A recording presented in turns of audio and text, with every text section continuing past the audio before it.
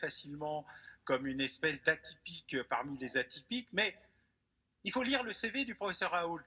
C'est pas un kéké marseillais en délire. Il a un CV à rallonge, il a les plus hautes distinctions scientifiques, il a les plus grandes publications.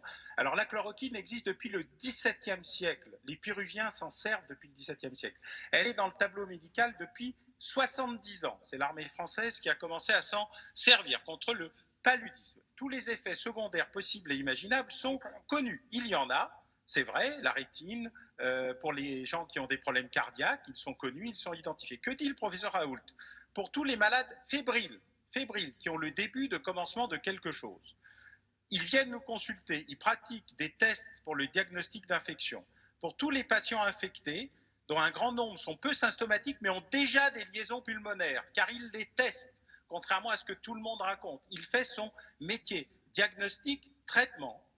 Alors, on donne de l'hydroxychloroquine, qui n'est pas exactement la même version que la chloroquine, et de l'azithromycine, ou plus si la tension. En fait, que fait-il? Il évite d'avoir à faire appel aux machines de ventilation.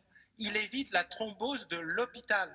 C'est ça qu'il explique. Il ne dit pas qu'il va traiter les cas les plus graves. Lui-même explique dans un quotidien local, la Provence, que ces cas-là, c'est déjà trop tard. Il veut arriver avant que ça soit trop tard. Deux options.